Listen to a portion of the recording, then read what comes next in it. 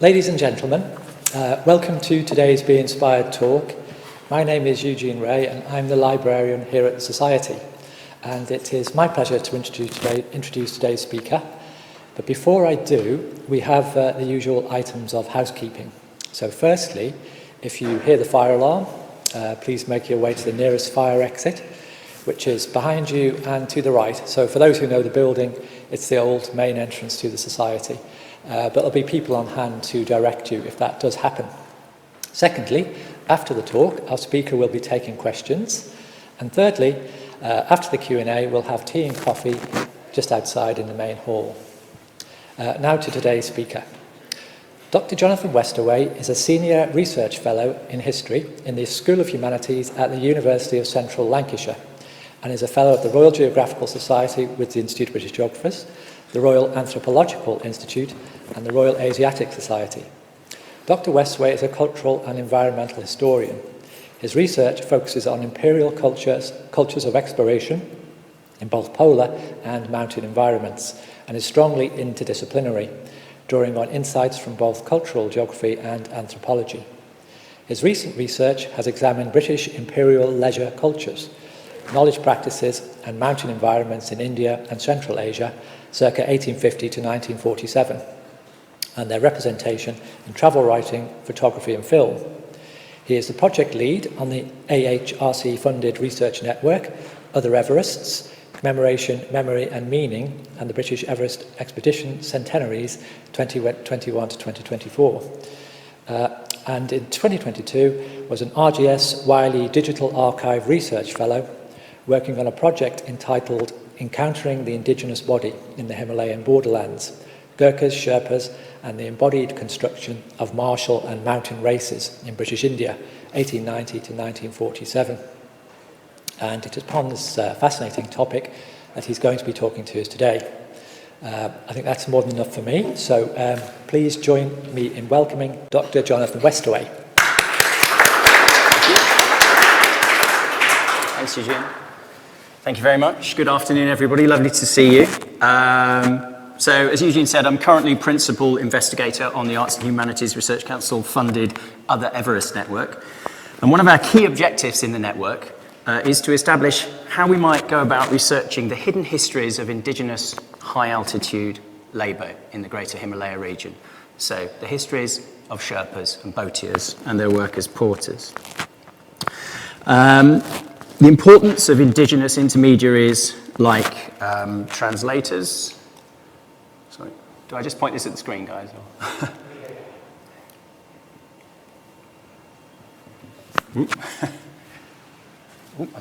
Hang on, doing it the wrong way. There we go, sorry. Right, let's start again. Okay. So the importance of Indigenous intermediaries like translators, sirdars, mail runners, collection and photographic assistants has been emphasised in recent scholarship, such as Felix Driver and Lowry Jones's Hidden Histories of Exploration exhibition at the RGS in 2009. But research in this area presents us with a problem of sources. Indigenous and subaltern subjects, who are often illiterate and denied agency, are frequently erased from colonial narratives of exploration. Archival sources are critical in piecing together fragmentary biographical details of early Sherpa mountaineers, and expeditionary photographs enable us to use visual ethnographic techniques combined with oral history and other techniques to reconstruct the individual agency and identity of early Indigenous high-altitude workers. So, for example, these images from the German Kanchenjunga expedition of 1929 are a rare example of Indigenous high-altitude workers having their names recorded. This photograph album was gifted by the expedition leader, the German Paul Bauer, to the British transport officer Edward Shebbeare. And Shebbeare was chief conservator of forests in West Bengal and spoke Nepali and some Tibetan. And he assiduously recorded the names of Sherpa and boatier high-altitude workers, even providing them with mini-biographies, which he did on his Everest trip in 1924. But this practice is extremely rare. So last year I was also fortunate to be in receipt of the RGS Wiley Digital Archive Research Fellowship. And as part of this research, I'm currently exploring the British imperial construction of Sherpas as a mountain race, uniquely adapted, supposedly, to high-altitude labour, an idea that has its roots in the racialised policies of empire, in particular the development of theories of martial and mountain races. So post-colonial critics of empire have long argued that the racial logic of co-opting certain racial groups to the project of empire was central to the divide and rule policies of the colonisers. My research examines racialised discourses that profiled Nepalese recruits to Gurkha regiments as uniquely suited to mountain warfare, and examines how both military logic and environmental determinist arguments shaped the emergence subsequently of the Sherpa identity as a mountain race in British India. Narratives around Sherpa suitability for high-altitude labour drew on similar arguments deployed in the construction of Gurkha identities and emerged in the early 1920s as part of the British efforts to climb Everest. So my research examines this in the context of active frontier warfare that threatened the very existence of British India at the time. Gurkha regiments were engaged in a particularly brutal form of border warfare in the Anglo-Afghan War of 1919 and the related warfare on the northwest frontier of British India between 1916 and 1923. And this research takes a micro-historical approach, a biographical approach, examining the lives of Gurkha officers and NCOs who participated in the Everest expeditions of the 1920s and 1930s. In particular, and I'd like to focus on today, the lives and careers of Brigadier General Charles Granville Bruce and Major Charles John Morris. My research explores how the logic of frontier warfare in mountain regions, colonial violence, and the homosocial intimacies of regimental life shaped discourses around the fitness of Nepalese recruits for both mountain warfare and mountain labour.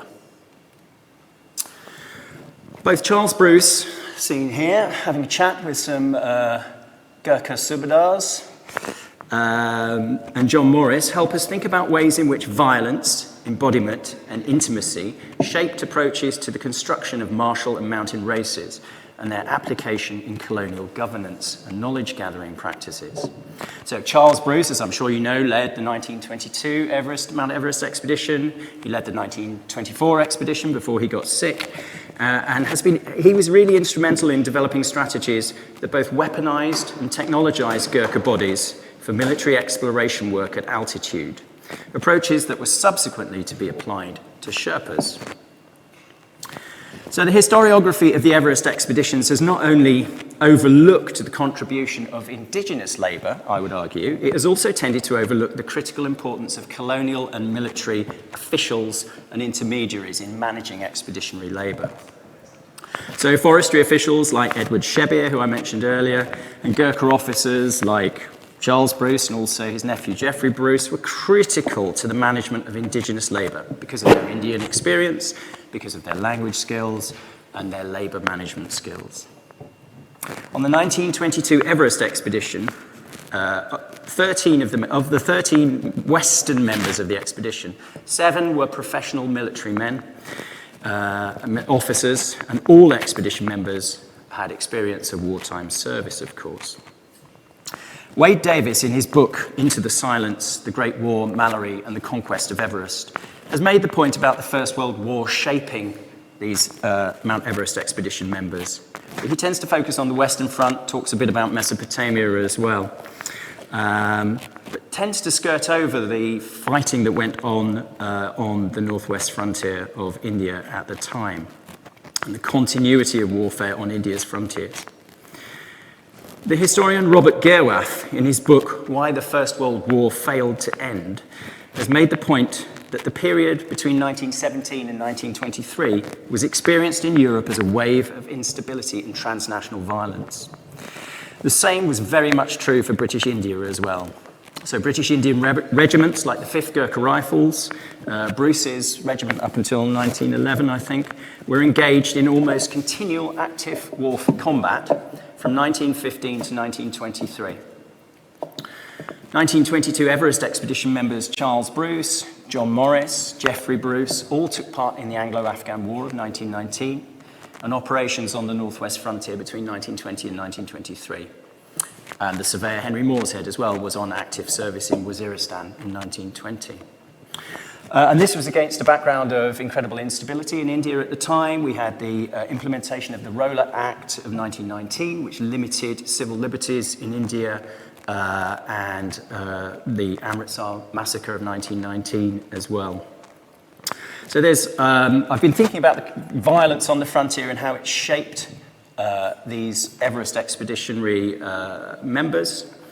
And I want to just give you a brief overview of Charles Granville Bruce's life before looking in a bit more detail at John Morris and thinking about what they can tell us about how violence shaped their approaches to the construction of these ideas of mountain and martial races. Okay, this is a sleepy Brigadier General Charles Granville Bruce, a photograph taken by John Morris after Bruce retired, probably sometime in the 1930s, back in the UK. Bruce was instrumental in the formation of the Gurkha Scouts and their mobilisation as part of the Punjab Frontier Force. These were Gurkha units trained for mountain warfare on the northwest frontier of India. Frontier warfare had transformed military tactics, with terrain and altitude increasingly theorised in military manuals. Most famously, Colonel Charles Caldwell's Small Wars, Their Principles and Practice, which was first published in 1896, represented the high watermark of this thinking. A chapter on hill warfare was inserted in the second edition in 1899, taking account of the evolution of tactics deployed by the British in the Tirah campaign of 1897-1898. And this book deploys racial and environmentally determinist arguments to characterise the natural warlike character of the average hillman. Caldwell stated that special scouts for hill warfare were a necessary consequence of a mountain frontier. Gurkha units coming from the mountainous regions of Nepal were thought to be particularly suited to this new type of warfare, which required attacks over steep terrain, crowning of heights, and the picketing of ridge lines to protect advancing military columns through mountain regions. So small war theory led to the technologisation and weaponisation of the indigenous subaltern body in Britain's campaigns beyond the Indus. Kate Imey, in her book Faithful Fighters, Identity and Power in the British Indian Army, has drawn attention to the Indian Army's attempt to racialise and militarise South Asian identities and to secure the loyalty of its multiracial, multilinguistic, multi-faith Indian empire. The development of the idea of Gurkhas as a martial race, uniquely adapted to mountain warfare, emerged as part of a process of active ethnogenesis, defined as the deliberate construction of a new ethnicity designed to address political issues. So Gurkhas, as you know, are recruited into the British Army and the Indian Army today, but they were recruited from multiple different tribes, so Gurung, Rai, Limbu, and so on. So the Gurkha identity emerged in partnership, in a sense, with British Army recruiting. Charles Bruce was instrumental in the processes that developed Gurkha recruits as a cadre fit for mountain warfare, but he was also highly innovative. He realised that Gurkha mountain warfare skills could be applied to mountaineering. And he began to experiment with deploying Gurkha troops on mountaineering expeditions in the Himalaya, but also to Europe, justifying this with some fairly paternalistic arguments about their potential emergence as a corps of mountain guides similar to Swiss peasants in the Alps. So NCOs from Bruce's regiment, the 1st Battalion of the 5th Gurkha Rifles, Harkbir Thapa, Parbir Thapa, Amir Singh Thapa, and Karabir Buratoki, all accompanied Charles Bruce and Martin Conway on their expedition to the Karakoram in 1892.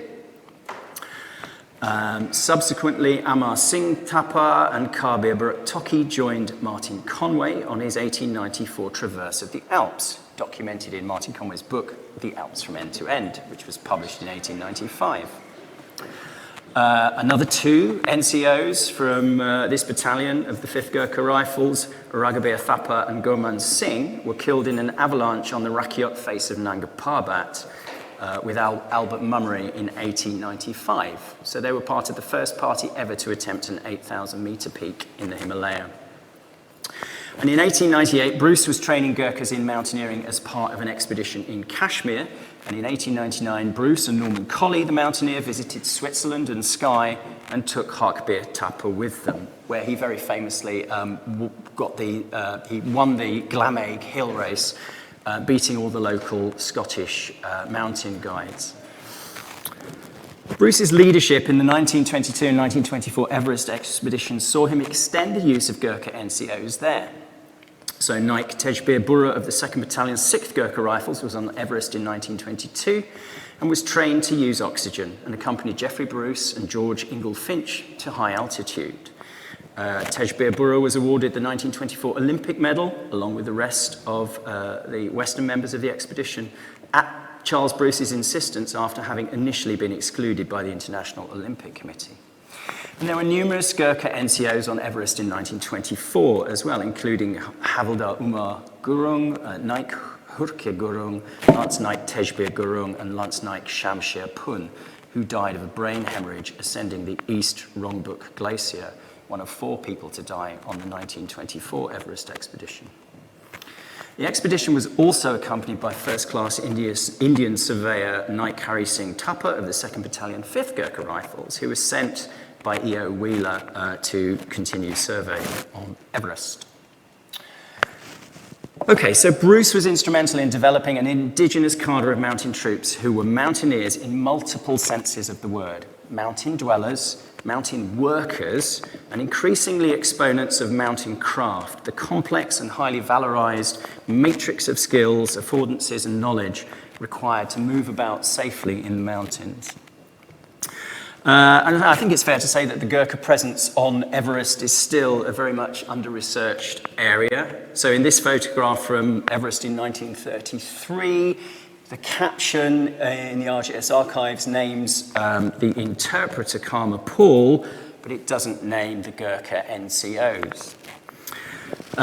We know these Gurkha NCOs were from the 1st Battalion of the 3rd Regiment, Queen Alexandra's own Gurkha Rifles, based at Japalguri, and were seconded for guarding of treasure and the management of camps, according to the expedition account. Now, we know their names. They're Havildar Major Gagan Singh Pun, Havildar Lakshman Singh Sahi, and Naik Bahadur Gurung. But we can't, from this photograph, put their names to their faces. And Hugh Rutledge provided a brief biography of them in his Everest 1933 book, noting that they rendered yeoman service throughout the march and operations on the mountain. But here, in the archive, they remain nameless. So we'll come back to this process of archival erasure when I assess the significance of John Morris, and particularly his photographic record, because it underpins my arguments about the importance of understanding the lives of colonial and military officials in getting to really understand the lives of Indigenous high-altitude workers. So Charles Bruce also played a central role in the construction of the Sherpa identity as high-altitude tigers during these Everest campaigns of the early 1920s, establishing the idea that ethnic Sherpas from the Solu Khumbu region of Nepal were a mountain race. A similar process of active ethnogenesis that had been going on with Gurkhas, which draws upon the Imperial cult of hunting, where the tiger was at the apex of the pyramid of prey animals. We could spend a lot of time talking about how the British used animal analogy in India. Unfortunately, we haven't got the time today. So Charles Bruce is central to our understanding of this process of active ethnogenesis, the creation of martial and mountain races.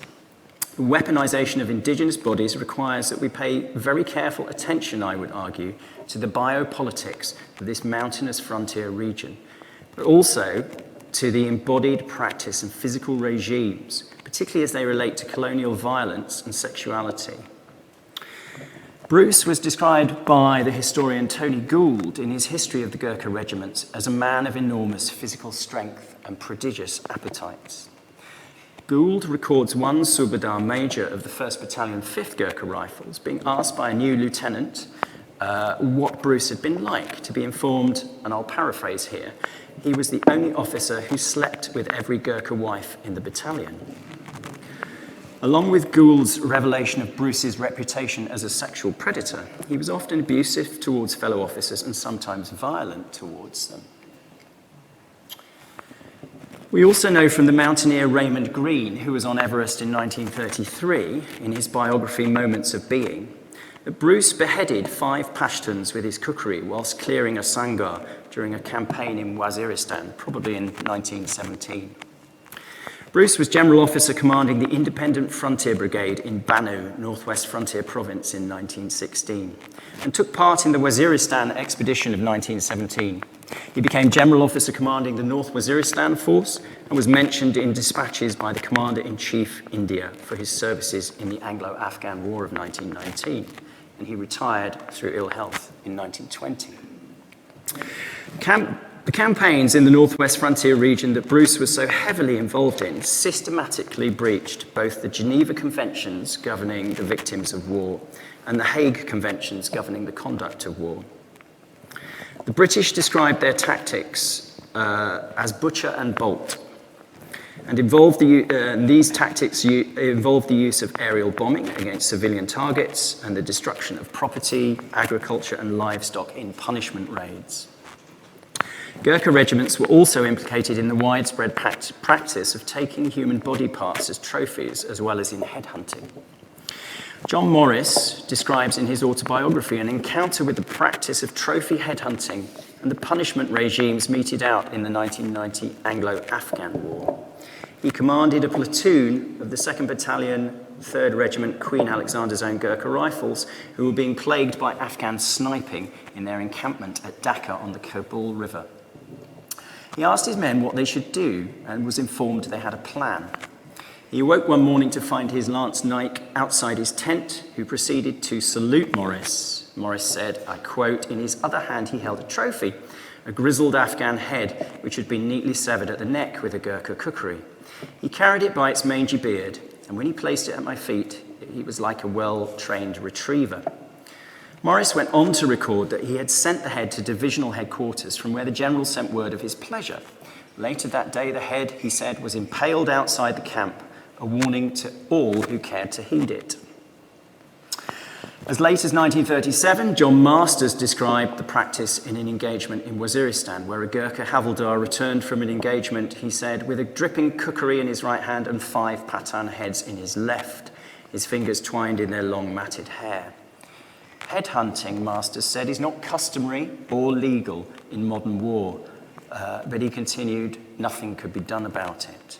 I think this is disingenuous. I mean, there is sufficient evidence actually to prove that it was tacitly approved of, if not actively encouraged, by some Gurkha officers.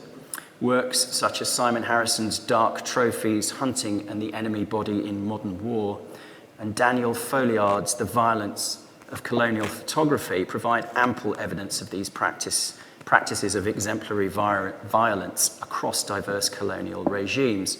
And of course, they broke out again in Borneo in the Second World War. The Australian troops encouraged the Dayaks to take heads, and Gurkha regiments were implicated in it in the Himalayan emergency as well. And it goes right up to the present day. In 2010, there was a Gurkha soldier who was accused of beheading an Afghan insurgent. So, following the historian Kate Imey, I'm interested in how the culture of the body and militant masculinity were formative in the army, and how the army shaped colonial society by attempting to categorise and control soldiers' identities. I would argue violence, like sex, is a way of knowing and ultimately a social relationship. In particular, I've been thinking about the ways in which intimacy and violence shape embodied practices of both making and unmaking the Indigenous body, and how regimes of bodily articulation and disarticulation came to be deployed in mountain environments. So, with that in mind, I want to move on to tell you a little bit about John Morris, as he was always known. He dropped the Charles. While most people are perhaps familiar with Charles Bruce's contribution to the Everest expeditions of the 1920s, Major Charles John Morris is perhaps a far less familiar figure in the Everest story. This picture was taken by George Mallory. It shows Morris outside the tent they shared on the 1922 Everest expedition. Morris recounted in an interview with Charles Allen in the 1970s that Mallory was perhaps the most untidy and forgetful and messy person he had ever met, and we can perhaps see a little glimpse of that in the tent here. I think it's fair to say that John Morris was a highly unusual Gurkha officer. Physically slight, bespectacled, an intellectual, and a brilliant linguist. He was very different from Charles Bruce, although the two remained lifelong friends. John Morris's homosexuality and his long-term relationship with his Gurkha orderly informed much of his travel writing, anthropological research and photography, with a coded counter-discourse against empire and a queer sensibility. My current research asks a number of questions linked to both his sexuality and his experience of colonial violence. An accomplished photographer, to what extent can we detect a tension between desire and mastery in Morris's vision of Highland Asia and its peoples in his 1922 Everest photographs and other work? How does Morris's homosexuality and his relationships with Indigenous lovers inform his representational strategies and ways of seeing Indigenous subjects? And like his great friend E.M. Forster, to what extent did John Morris experience India via intimate same-sex relationships with Indigenous colonial subjects? So I would argue that Morris is interesting because of his critical attitude towards empire that comes across in his travel writing and his ethnographic works. His queerness enabled him to transcend race, class, and caste barriers and develop a strongly coded counter-discourse against empire. So I briefly want to outline his background and career and reveal some new facts that I've recently discovered in the BBC written word archive, and hopefully make the case for this micro-historical biographical approach in the investigation of colonial intermediaries. So Captain, later Major John Morris, was on the British Everest expedition in 1922 and 1936. He'd been wounded on the Western Front in 1917, and late in 1917 he joined the 3rd Battalion, the 9th Gurkha Rifles, so that he could transfer into the Army of India, arriving in India in August 1917. And candidly, he said he did this because he wanted to get away from the horrors of the Western Front. From India, he shipped back out to Mesopotamia in late 1918 as part of the Egyptian Expeditionary Force. He was back in India in 1919, where he took part in the Anglo-Afghan War that I've mentioned, and transferred to another regiment, 2nd Battalion, 3rd Queen Alexander's Own Gurkha Rifles. In October 1919, he was made a regimental recruiting officer and was posted to a temporary recruiting depot at Lahariya Sarai in Darbhanga, a Gurkha recruiting station in modern-day Bihar. For a whole year, he said, I saw no other English-speaking person. As a result, Morris quickly became an expert linguist, interpreter in Nepali, Hindi, and other indigenous Nepalese languages like Gurkha. As a Gurkha recruiting officer, he had almost unprecedented access to Nepal, which was closed to Westerners at the time, of course. In 1932, he was in Kathmandu, where he had an audience with the Maharaja and sought permission for a British Everest expedition to approach via Nepal, which, of course, was declined. In 1933, Morris was the author of a major work of Gurkha ethnography. As part of the Handbooks of the Indian Army series, this one was on the Gurkhas. The book was a major ethnographic work and constituted a key component of the British Indian State Programme of Active Ethnogenesis and formed part of the British Indian Army's process of categorising and controlling Gurkha identities. So in it, Morris lists the Nepalese ethnic groups that are usually recruited for their supposed martial qualities, Magar, Gurung, Rai, Limbu, and those not normally recruited as well, including Sherpas, who he notes, he says, cannot be equalled for carrying loads at high altitude. They are somewhat truculent and addicted to drink and gambling, which is a constant refrain in accounts of Sherpas at the time. If enlisted young, they should turn out first-class fighting men on account of their fine physique They might be particularly useful for service with mountain batteries.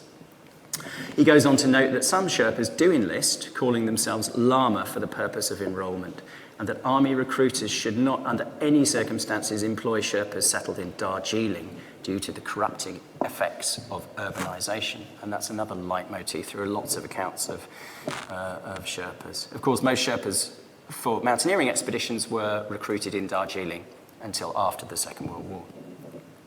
In 1933, Morris was based in Darjeeling on sick leave, recovering from tuberculosis, learning Tibetan, and still negotiating over access to Everest via Nepal, hoping to be considered for the 1933 Everest expedition. Having become a member of the Royal Anthropological Institute in 1932, he enrolled as an anthropology student in the Department of Anthropology at Cambridge. So for the purposes of matriculation and graduation, he was resident in King's College, Cambridge, where he became friendly with E.M. Forster during his annual leave periods. And the rest of the year was spent in extremely remote and hostile postings in Waziristan on the northwest frontier. In 1936, he was invited to join the Mount Everest expedition under the leadership of Hugh Rutledge, where his personal servant was a young Tenzing Norgay. During 1936 and 37, he was based in Kalimpong and was undertaking anthropological fieldwork in Sikkim, work that was published in 1938 as the book Living with Lectures, a book he dedicated to his good friend Rebecca West. He was in England in 1938, completing his dissertation and thinking about enrolling to do a PhD when he was approached by the Japanese Foreign Ministry with a rather unusual proposal. And in late 1938, he moved to Tokyo, Japan, and became a professor of English literature at Keio University and lectured at other Japanese universities as well, and also was advisor on the English language to Japan's Department of Foreign Affairs. When the war broke out with Japan, John Morris was the only Allied resident in Japan not to be interned by the Japanese, and he was subsequently repatriated to the UK with US and British diplomats in 1942. He joined the BBC Far Eastern Service in 1942, where he worked with George Orwell, and became head of the BBC Far Eastern Service between 1943 and 1952. Between 1953 and 1958, last stage of his career, he became controller of the BBC Third programme, so Radio 3 as we know it today. And he was instrumental in getting Samuel Beckett to deliver radio plays. So he became quite an important cultural figure. Now, there is clearly something highly unusual about Morris's whole role in Japan, and he was never adequately able to explain his move to Japan or his freedom from internment during the war. We know that he applied to join the Indian political service early in his career in the 1920s, but he withdrew when his interviewer informed him that this would necessitate long periods on the northwest frontier, something he actively wanted to avoid. He also admitted to Charles Allen in an interview in the 1970s that he'd been involved in, quotes, great game politics. So what are we to make of this? There seems to be quite a few unexplained gaps in Morris's autobiography. So I've recently had access to some of his personal files held at the BBC Written Word Archive in Reading, and they provide some compelling evidence that Morris was actually involved in espionage. Now, this is one of the lovely moments in a historian's life when you come across a document that just jumps out and says, yes. This is the very first memo in John Morris's 1942 talks file at the BBC. And you can see who it's signed by, the Soviet spy Guy Burgess. So, Burgess had worked at the BBC for Section D of MI6, the division of the Secret Intelligence Service, with responsibility for countering non-military attacks on British security, and as such he had sat on the Joint Broadcasting Committee that enabled the Foreign Office to liaise with the BBC. Now, Burgess had a very checkered career at the BBC. He left, he came back again. By January 1941, Burgess was back at the BBC Talks Department doing freelance intelligence work for MI6. And in 1942, he was commissioned with undertaking wartime propaganda duties. The memo indicates that Burgess had met Morris at the Foreign Office, and it suggests Morris had been debriefed by the Foreign Office as soon as he got back off the boat from Japan, and that Morris would be a good person to provide talks on Japan for the BBC. And then there's that lovely cryptic line, I've got a pointer, let's see if it works, just there, question mark, salmon to handle. We could overinterpret that, but I think it is quite suggestive.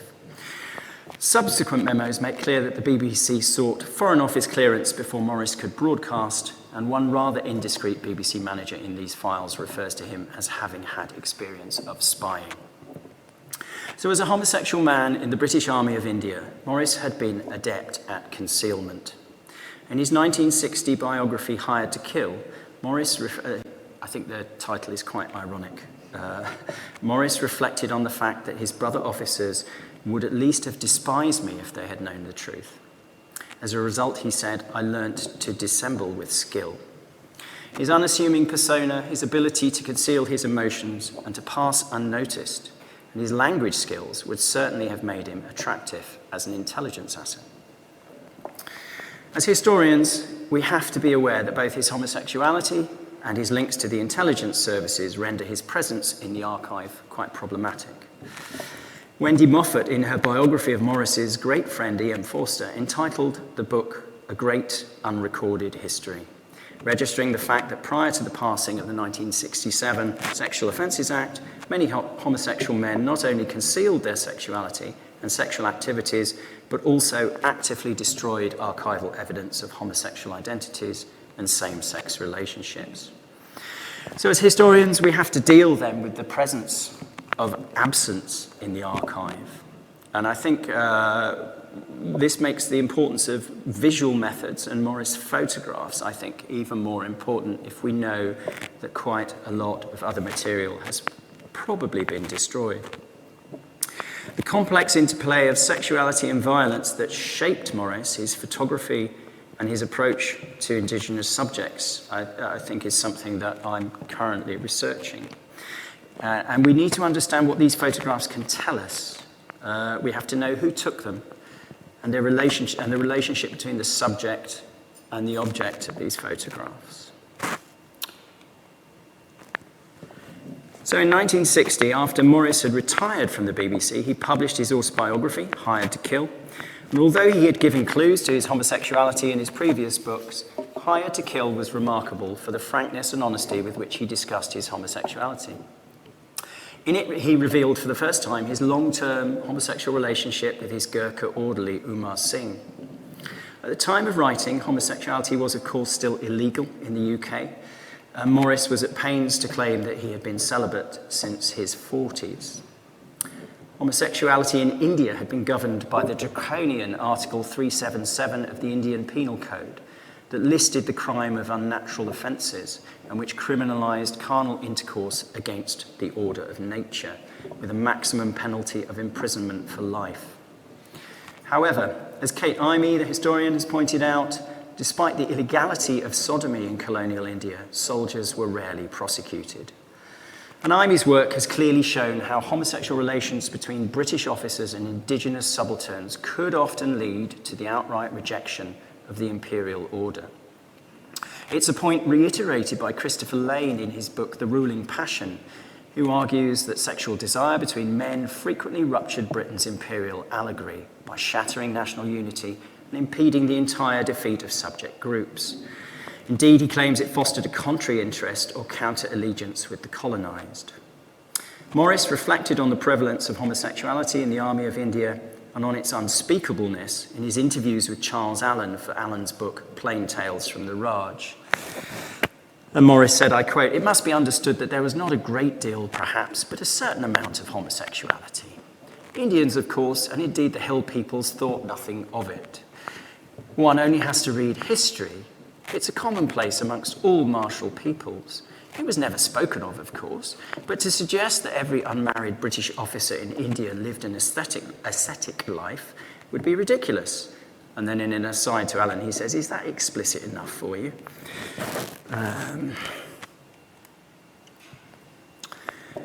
Unlike George Mallory's aestheticised motivations for wanting to go to Everest, Morris's motivation for going on the 1922 Mount Everest expedition, he was very explicit about this, was to escape the extreme violence of the campaigning in Waziristan. By late 1919, the British had managed to force the Tochi Wazirs to submit after a period of extended conflict. And in November 1921, it was decided to re-establish a British presence at the fort of Data Kel in Waziristan. In December 1921, Morris's platoon was ambushed by a mixed group of Afghans and Wazirs on the Spinchilla Pass in the upper Tochi Valley, whilst protecting a supply convoy to the British fort at Data Kel, a raid that was assumed to be some sort of reaction to the signing of the Anglo-Afghan Treaty in November of that year. This is the type of terrain they were operating in. It's perfect for ambushes. The forts were all supplied very tenuously by these roads, so it was an extremely difficult terrain to campaign in. In this ambush, official reports say that 3 officers were killed, including the commanding officer, and 3 officers wounded.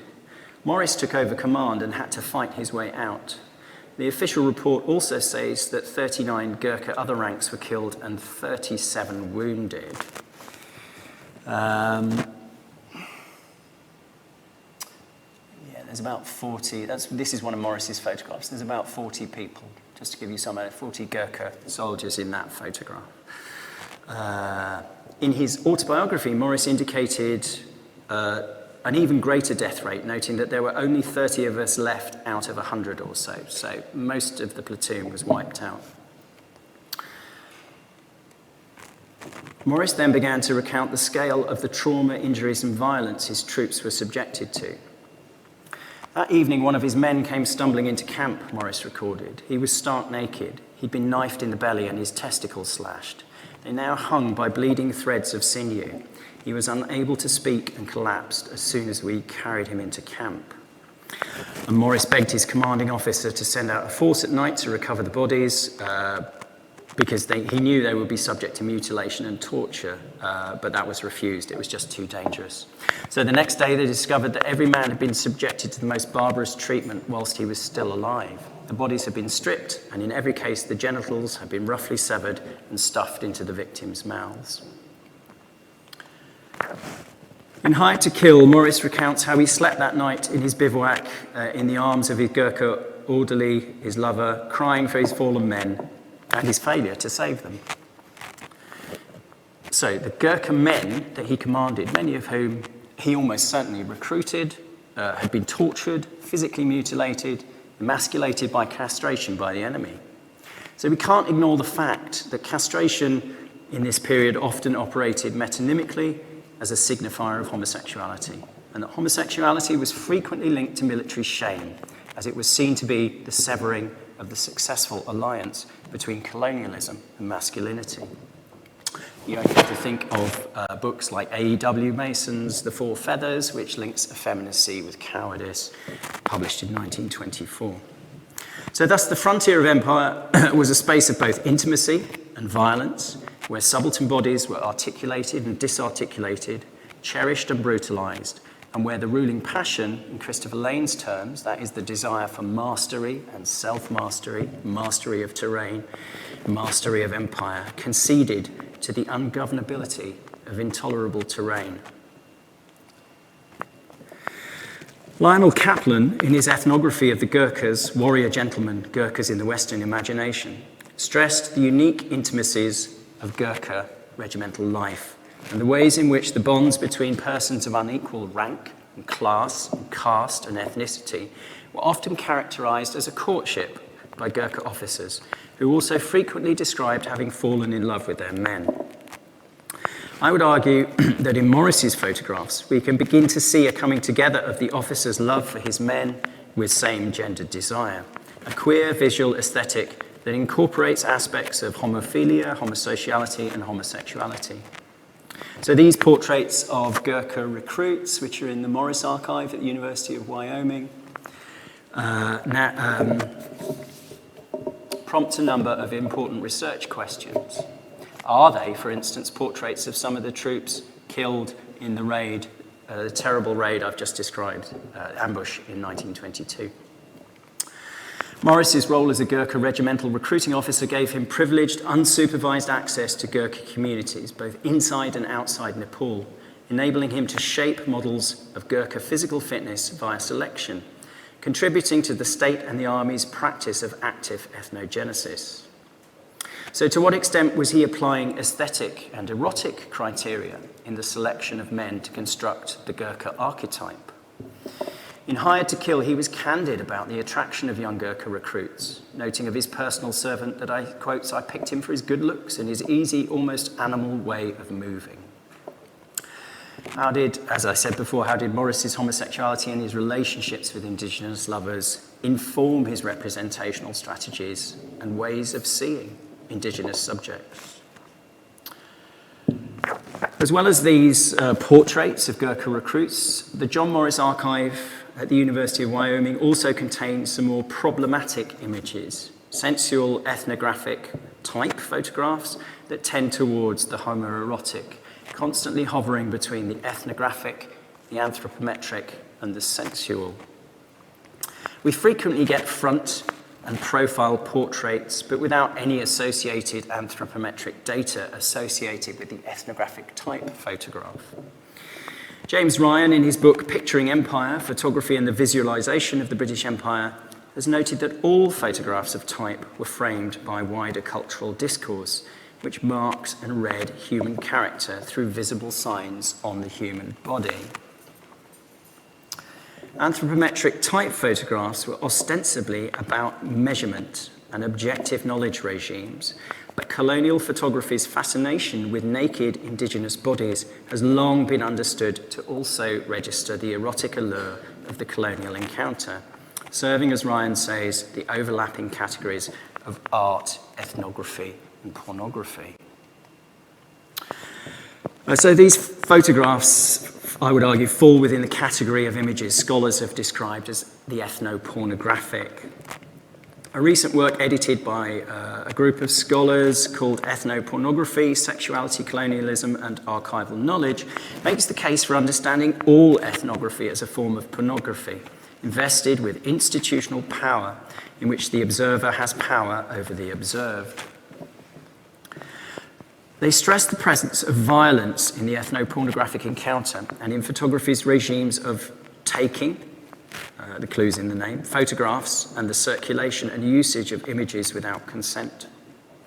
The circulation of these images often involved commodification and disjunctions between intended usage and actual usage. They argue that the sexual and violent legacy of the colonial moment is reproduced in the globalized circulation of pornographic images whose erotics are firmly linked to the idea of cultural difference that emerged in part from the ethnographies of colonialism. And they argue that, these photographs quite often purporting to be scientific, but they actually hide power and hide forms of violence. So we simply do not know how Morris's images were made, what purposes they were put to, or how they were circulated. Clearly, these images involve asymmetrical power relationships, but this was also, I think we can argue, there was the colonial asymmetry of power. I think Morris challenged as well in his intimate relationships with subaltern people. And I just want to close by reflecting on that point and showing you a few photographs from his Everest expedition in 1922. Morris's photography and his approach to the photographic archive also provides us with further evidence of interracial intimacies and respect across class, cultural, caste, and racial barriers. In 1934, whilst Morris was in England, on leave and delivering a lecture at the Royal Anthropological Institute, he visited the RGS here. And he revisited the photographs he took in 1922 on the Everest expedition. And he took pains to record microbiographical details of the careers of his two personal servants who were on the 1922 Mount Everest expedition. So this image of Gele Lama identifies him as one of the 11 porters who subsequently carried to Camp 8 on Nanga Parbat in 1934 with Willy Merkel, German expedition, a tragic expedition, and Gele here died with Merkel on the descent from the mountain. This photograph of Lewa, personal servant to Morris on Everest in 1922, indicates he was also part of the team to climb Kamet in 1931, principal Sirdar on Everest in 1933, principal Sirdar on Nanga Parbat in 1934, enabling us to piece together the mountaineering career of one of the most important indigenous mountaineers of the 1920s and 1930s. So like Edward Shebbeare, who I mentioned before, and the geographer Kenneth Mason, Morris was part of an early group of Western mountaineers who acknowledged indigenous agency and individuality, helping to shape attitudes to indigenous high-altitude labourers as partners in mountaineering endeavour. Kenneth Mason, in his 1955 book Abode of Snow, A History of Himalayan Exploration and Mountaineering, listed some of the mountaineering experience some of these high-altitude porters had who were on the 1934 Nanga Parbat expedition. He said, and I quote, Nima Tondup, now 39, had been 4 times to Everest and twice to Kanchenjunga.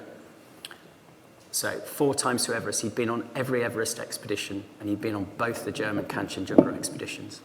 Pasang Kikali, 3 times to Kanchenjunga and once to Everest. And so on. Nima Dorje, twice to Everest, twice to Kanchenjunga.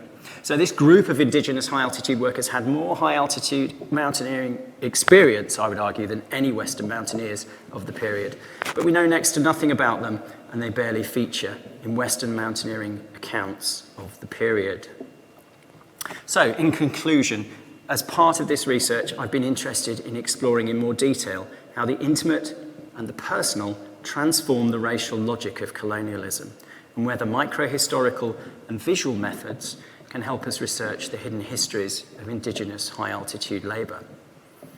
I've been interpreting Morris's photography in dialogue with a scholar called Mihaila Mihai, who's published a recent book, Political Memory and the Aesthetics of Care, the Art of Complicity and Resistance. And in that book, she argues her insight is to explore the often compromised nature of anti-colonial resistance and critique in art. Drawing on the literature of care ethics, she reads certain artists' works as what she calls seductive sabotage, that emphasizes the work of mnemonic care for the health of the hermeneutical space of memory, a process which involves the sustained and risky labor of rejecting and combating certain occluding master narratives and their entrepreneurs.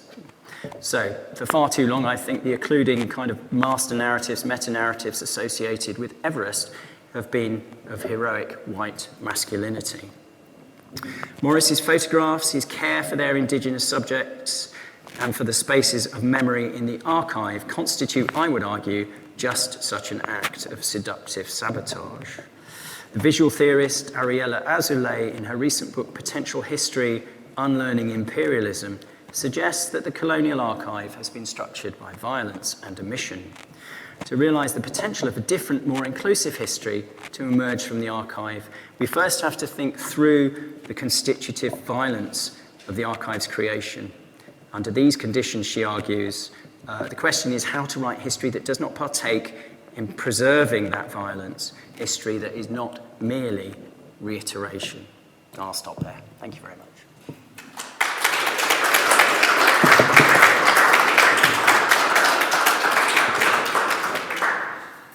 Lovely. Thank you very much for that. Welcome. Does anyone have a question?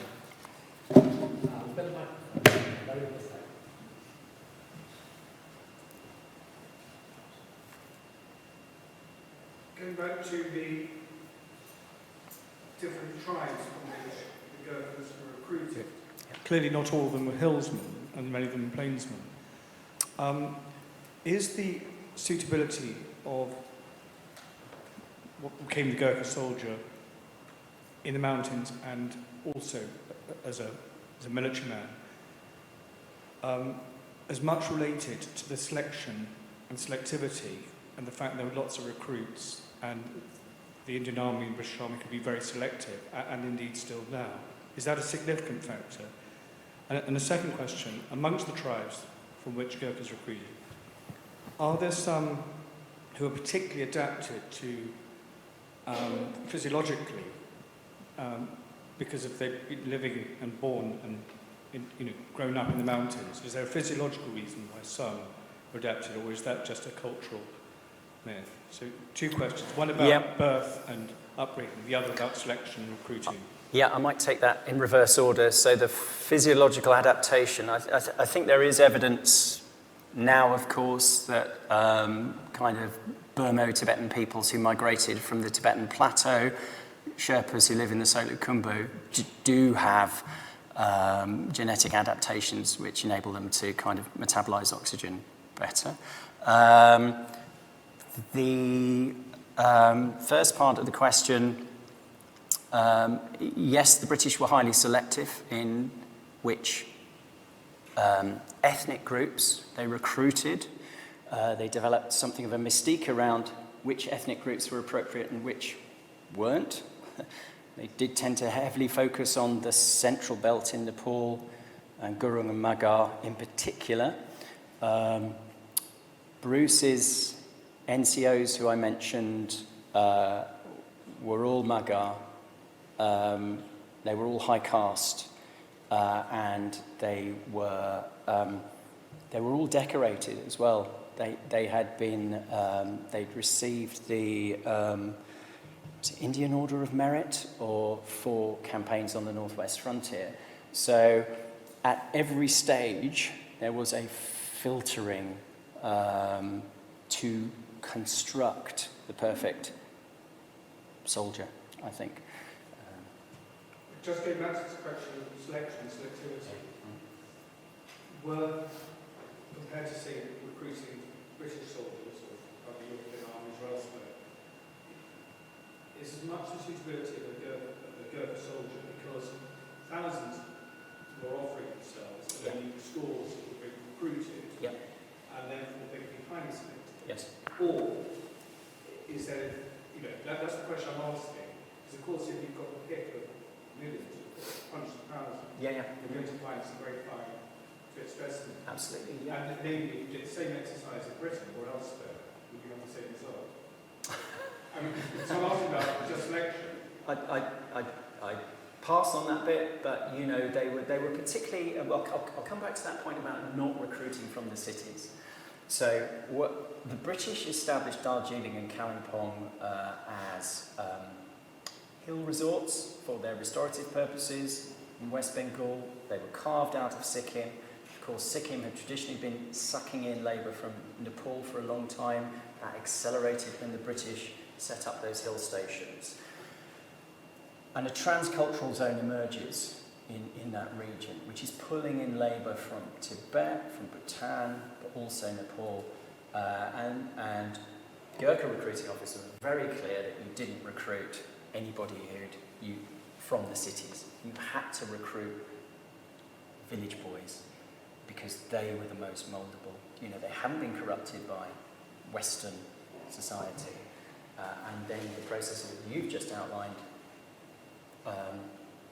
you're physically able to select people, based on their physical attributes, their fitness, their mental attitude as well. So, and they are, it's very competitive, as you know, and only a few people traditionally get through.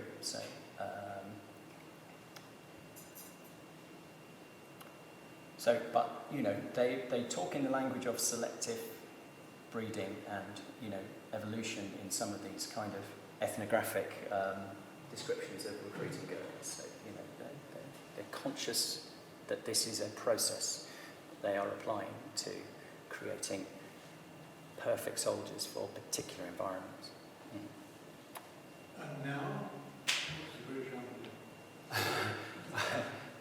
well, lots changed since the period I'm talking about. Of course, in 1947, Gurkha regiments were split between Britain and India. So Bruce's old regiment, the 5th Gurkha Rifles, and then the 6th Gurkha Rifles, I think they're both Indian regiments now. And a lot of the British Gurkha regiments were merged subsequently. So, but of course, we're still in a client relationship with Nepal. We are still recruiting young men from Nepal to serve in the British Army. These specific areas that you mentioned before? I mean, there are particular regiments recruit in particular areas in Nepal. So I'm not particularly au fait with where, but I think the 9th Gurkha Rifles traditionally used to recruit in eastern Nepal amongst the Limbu, whereas most of the other regiments were recruiting in the central belt of Nepal. So.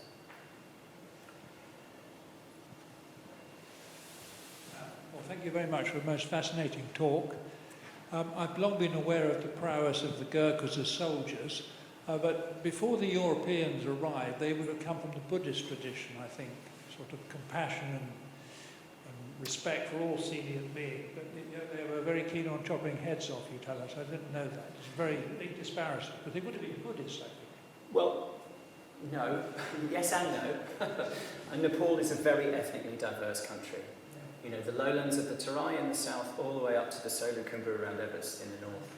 So Sherpas in the Solu Khumbu are Buddhists, and they originally migrated from the Tibetan plateau. But other ethnic groups in Nepal are Hindu. So most Gurkha recruits are Hindu. Yeah. And indeed some are Christian. And some are Christian, yeah. Not just proselytised, as it were, but come from Christian families. Yeah. So Nepal is an incredibly ethnically diverse zone. And you see this on Everest as well. There are labour hierarchies on Everest with Sherpas at the top, who've done very well out of modern mountaineering, and they employ other indigenous groups below them to do jobs they don't want to do, so like Tamang or other groups. And Western mountaineers want to have experiences of Sherpas, so other ethnic groups will pass as Sherpa on the mountain. They will say, yeah, I'm a Sherpa. The problem is Sherpa is both a labour category and an ethnic category as well. And, a lot of Western tourists who go and want to trek and want to climb Everest and other 8,000 metre peaks simply don't understand that. So, yeah. Just one of my points, some of these peaks were regarded as sacred. I think one or two still are. Was this any kind of impediment when it was suggested that the local people could go to some of these mountain peaks when they first asked? Yeah, it's a really interesting question. So Everest itself is the abode of Myo Langsangma in local Buddhist theology. She's a Tibetan mountain deity, one of the 5 long life sisters, and so many Sherpas who entered into the labour market, in the 20s, 30s, 40s, 50s, were sometimes quite conflicted about the whole idea of climbing the mountain, but, when your alternatives are very limited in earning, revenue, it's very difficult, so.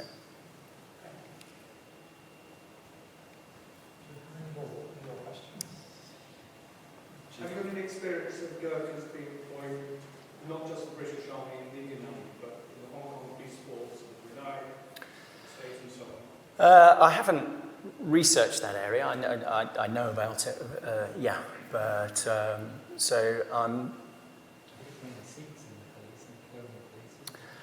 lots of Sikhs were in the Shanghai police force as well and things like that. So, but that just underscores the fact that certain martial races were deemed to be, marketable in terms of other policing and control kind of jobs. So, my focus has really been on thinking about this idea of mountain race, as it were, at the moment. So.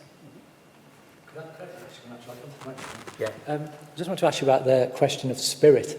I'm thinking of George Younghusband's introduction to one of the Everest 20s books, where he talks about George Mallory being a much better mountaineer than any of the Sherpas because he had this spirit which they didn't possess. Mm-hmm. Is this part of, you construct the idea of constructing the idea that a body is suitable for high altitude, But to actually be a high altitude climber, you needed something extra which only Westerners possessed, which was a spirit of, I don't know, endeavour or something like that. Yeah, that's a really interesting question. Well, Geoffrey Winthrop Young, did you say, was the...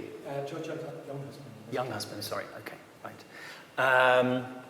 Well, in a sense, that just illustrates, you know, the kind of racial hierarchical thinking that was very prevalent at the time. Mallory certainly took a very aestheticized approach to mountaineering and climbing Everest, and was quite mystical about it as well. I think the First World War fundamentally changed people's attitudes. Prior to the war, there was a lot more of that kind of bourgeois romantic notion of, you know, good chaps with good character are, you know, will be able to climb a mountain. And certainly that was still very important in terms of the selection criteria from the Mount Everest Committee. You know, it was university educated, military background, you know, right chap, good character. And that quite often won out in selection over people with far more mountaineering experience.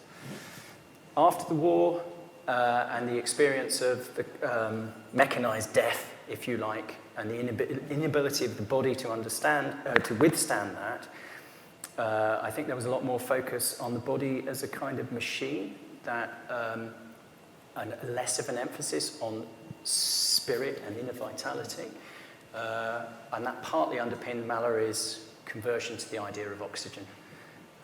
You know, by 1924, he was absolutely convinced that Everest would not be climbed without oxygen, because the body is a machine that has to be fed with food, fuel, oxygen.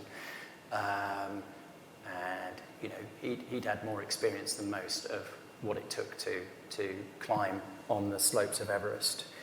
So, you know, I think he remained a romantic, you know, to his end, but he was also very mindful of the... But what would make him more suitable as a high altitude mountaineer compared to Sherpa or somebody that was... Well, he wasn't really. I mean, he was, you know, he was a superb rock climber, and he had a lot of mountaineering experience, so he had the mountain craft. So I think Young Husband is probably conflating, you know, character with mountain craft with athleticism. I'm just thinking, is it that people who they considered martial races could be led, but they wouldn't consider them as leaders? Absolutely. I mean, that's still prevalent at the time, you know, and this is why the military officers were so important on the expeditions, you know, to command the labour, and the Gurkha NCOs were used to manage labour on the mountain as well. Things were changing. You know, by the 30s, Morris and Kenneth Mason and, you know, Shabir were clearly indicating that they thought that, and Sherry Ortner talks about this in her Anthropology of the Sherpas, that there were the inklings of an idea that actually Sherpas and Bhotias were able to actually demonstrate leadership in the mountains. And certainly I think Bruce was showing that with Gurkhas even in the 1890s. You know, he specifically talked about the Swiss Alpine Guide, you know, that they could become not a military corps of guides, but a corps of mountaineering subalterns, if you like. Do we have any more questions? If not, can you join me again in thanking Dr. Jonathan Westaway for a fantastic talk?